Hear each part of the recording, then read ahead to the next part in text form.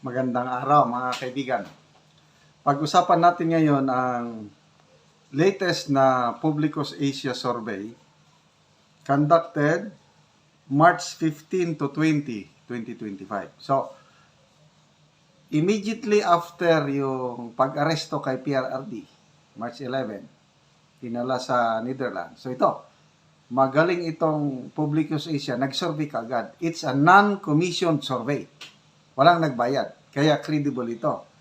March 15 to 20 ang period of survey. So ito ang mga resulta. Tinanong yung anti-PBBM sentiment.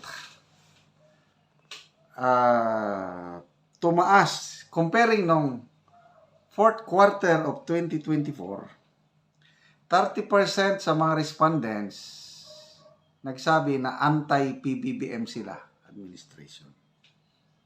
Ngayon, first quarter, as a result, pag-aresto kay PRRD, tumaas na. 45% na. Halos kalahati na. 5 of 10 Pilipino ang kumukontra na sa PBBM admin. On the other way around, yung support for PBBM admin bumaba. Nung fourth quarter of 2024, 28% sa mga respondents, suportado nila ang PBBM admin. Ngayon, as a result, pag illegal arrest kay PRRD, 15% na lang. Pabulusok. Ano ba? Yung tanong, is our country heading on the right or wrong direction? Tinanong yan. So, doon sa tanong na heading on the wrong direction, tumaas.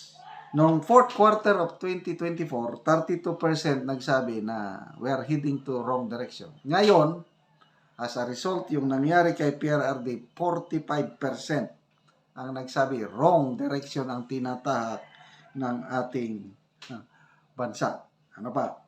Economic optimism. Okay.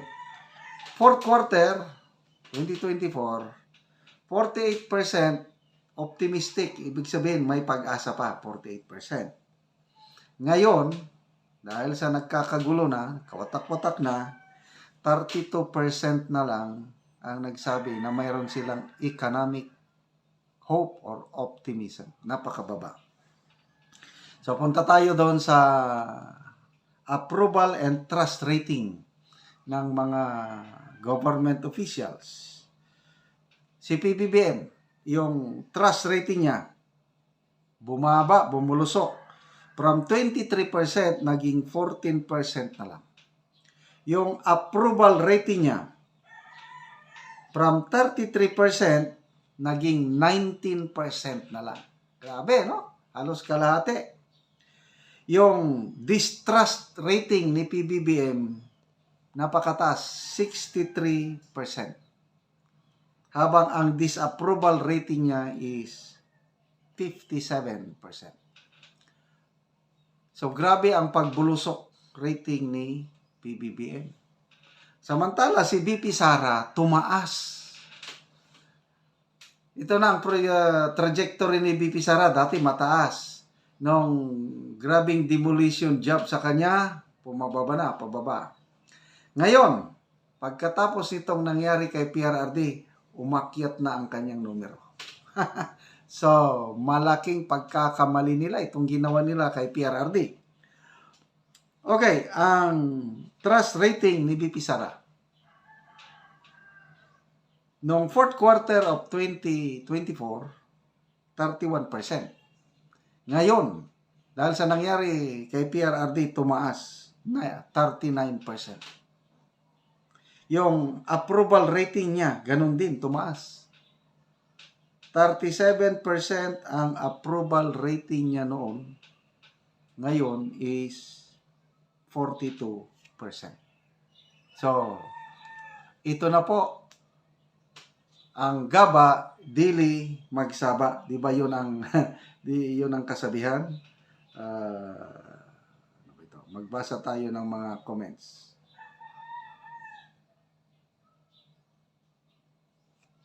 Okay. comments. Joel Alfonso. Hay, nako.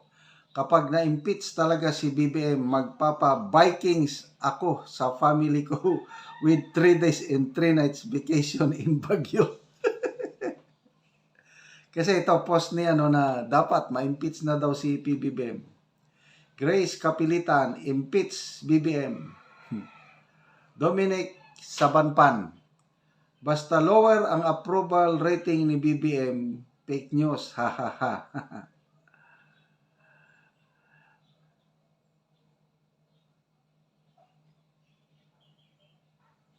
So, puros impeach. So, tinatanong yung Senate survey, wala pa. Amy Marcos can file an impeachment complaint against BBM in accordance with the findings from her Senate hearing. Ito nga ang ito yung hamon ni Attorney Salpanelo kay Senator Amy na patunayan mo na mahal mo si PRRD. May findings ka naman dyan, dapat mag-file ka ng impeachment complaint laban sa kapatid mo. So ano sa tingin nyo? Gagawin ba ito ni Manang Amy? Palagay ko hindi. May napanood akong reel, Facebook reel. Sabi niya na, hindi naman ako nagkulang. Sabi niya, palaging kabilin-bilin na namin tatay na alalayan ko ang aking kapatid. Inaalalayan ko naman, kailang ayaw naman niyang makinig. Hindi na ako makalapit sa kanya. Wala, napalibutan na siya. So, napakasakit, Kuya Bonget, ang nangyari sa ating bayan. So, magpasalamat tayo sa Publicus Asia kasi ulitin ko, non-commission survey ito. Gumastos sila on their own. Yung Ma'am Malutikia, sariling resources nila ginastos para malaman natin ang simpatya o pulso ng taong bayan. Malaking bagay ito, lalo na yung senatorial survey. May lumabas na SWA survey, lumalabas, marami pa rin ang candidates ng alyansa na nakapasok. Kailang commission survey yung SWS. Bantayan natin itong Publicos kung maglabas sila ng survey nila sa senatorial na baka bukas makalawa.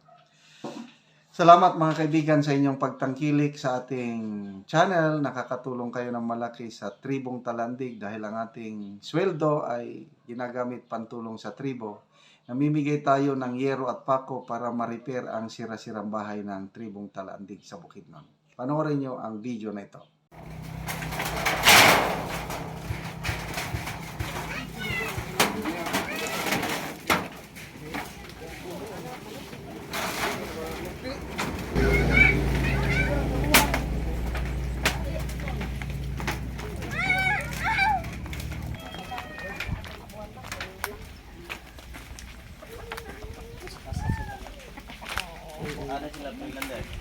Gina na ko nga siya mo saka kay Og mo na ni ang natagaan ng mugero ni nagisandig ang langero og mo na ni ang ilang atop nga tanggalon karon kung makita gid nato nga dako na kay mga bulsot ang langero.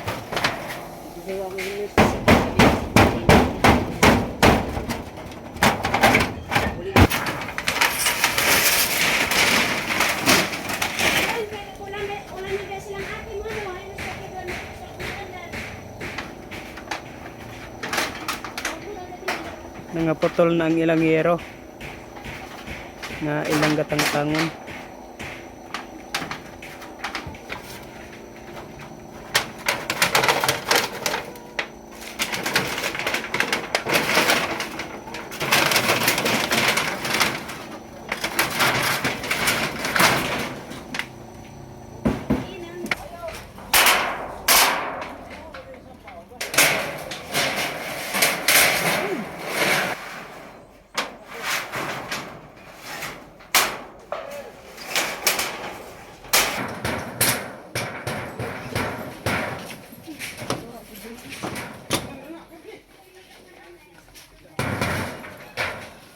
Karon dong, unsa imong maistorya nga karon natagaan na mo og yero og dili na mo maulanan?